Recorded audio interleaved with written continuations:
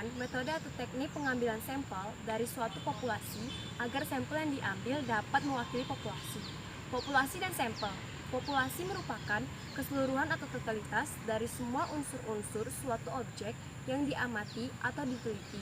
Misalnya, semua angkatan kerja yang bekerja di sektor pertanian tahun 2007, semua pedagang sayur-sayuran di Pasar Angso 2 Kota Jambi tahun 2007, angkutan umum di Kota Jambi, semua mahasiswa di Universitas Jambi tahun akademik 2007-2008.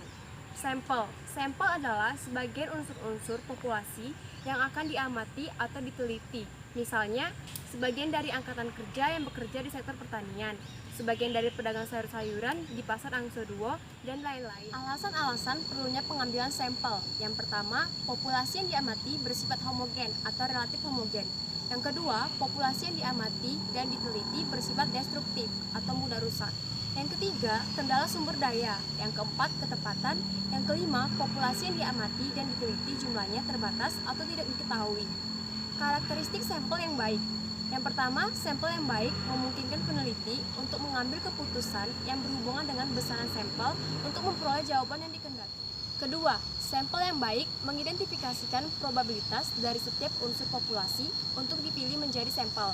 Yang ketiga, sampel yang baik memungkinkan peneliti menghitung akurasi dan pengaruh atau misalnya kesalahan dalam penelitian sampel daripada harus melakukan sensus. Yang keempat, sampel yang baik memungkinkan peneliti menghitung derajat kepercayaan yang diterapkan dalam estimasi populasi yang disusun dari sampel statistik. Metode sampling merupakan suatu metode atau cara pengambilan sampel dari suatu populasi. Metode sampling dibedakan menjadi dua, yaitu yang pertama metode random sampling, yaitu suatu metode atau cara pengambilan sampel dari suatu populasi dengan memberikan peluang atau kesempatan yang sama pada setiap unsur populasi untuk dipilih dan terpilih sebagai sampel. Yang kedua yaitu metode non-random sampling, yaitu metode penarikan sampel yang bersifat subjektif atau individu. Metode random sampling. Metode simple random sampling atau sampling acak sederhana, yaitu bentuk pengambilan atau penarikan secara sederhana.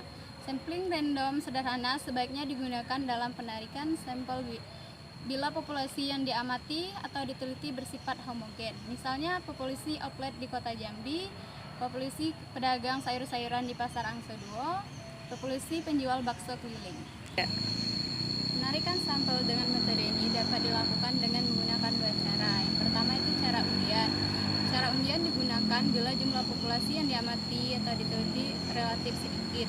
Yang kedua itu bilangan random, yaitu dilakukan dengan menggunakan angka-angka pada tabel bilangan random. Stratified sampling atau sampling bertingkat, yaitu dengan cara pengambilan sampel dari suatu populasi dengan membagi unsur-unsur populasi ke dalam beberapa strata atau tingkatan yang memiliki sifat atau karakteristik yang sama. Pembagian strata antara lain yaitu geografis, demografis, dan ekonomi. C. Cluster sampling atau sampling kelompok, yaitu pengambilan sampel random dari suatu populasi dengan membagi unsur-unsur populasi ke dalam beberapa cluster atau sub-sub kelompok, dan selanjutnya dari cluster tersebut dipilih satu atau beberapa cluster dengan cara random. D. Systematic sampling atau sampling sistematis, yaitu suatu bentuk pengambilan sampel secara random dari suatu populasi di mana unsur-unsur populasi yang dipilih sebagai sampel dilakukan berdasarkan jarak atau interval random, yaitu dilakukan dengan menggunakan angka-angka pada tabel bilangan random. B. Stratified sampling atau sampling bertingkat, yaitu dengan cara pengambilan sampel dari suatu populasi dengan membagi unsur-unsur populasi ke dalam beberapa strata atau tingkatan yang memiliki sifat atau karakteristik yang sama. Pembagian strata antara lain yaitu geografis, demografis, dan ekonomi. C. Cluster sampling atau sampling kelompok, yaitu pengambilan sampel random dari suatu populasi dengan membagi unsur-unsur populasi ke dalam beberapa cluster atau sub-sub kelompok, dan selanjutnya dari cluster tersebut dipilih satu atau beberapa cluster dengan cara random. D. Systematic sampling atau sampling sistematis, yaitu suatu bentuk pengambilan sampel secara random dari suatu populasi di mana unsur-unsur populasi yang dipilih sebagai sampel dilakukan berdasarkan jarak atau interval. Sampling. Metode non-random sampling, non-probabilitas, merupakan suatu cara pengambilan sampel dari suatu populasi yang tidak memberikan kesempatan atau peluang yang sama pada setiap unsur-unsur populasi untuk dipilih atau terpilih sebagai sampel. Metode non-random sampling terdiri dari sampling kuota, purpose sampling, snowball sampling. Jumlah sampel. Tujuan penggunaan sampel adalah peneliti dapat memperoleh data yang dapat mencerminkan keadaan populasi dengan biaya penelitian yang lebih murah dan waktu penelitian yang lebih cepat. Formula menghitung sampel sebagai berikut.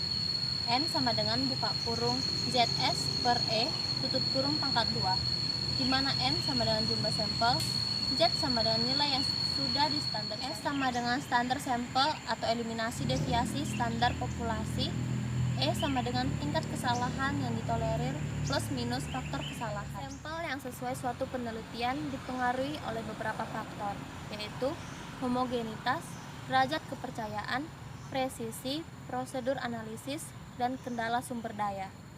Berkaitan dengan jumlah sampel yang digunakan dalam suatu proses penelitian, maka Slovin juga menetapkan formula tentang besaran sampel dari suatu populasi dengan rumus N sama dengan N besar per 1 tambah N besar kali E kuadrat.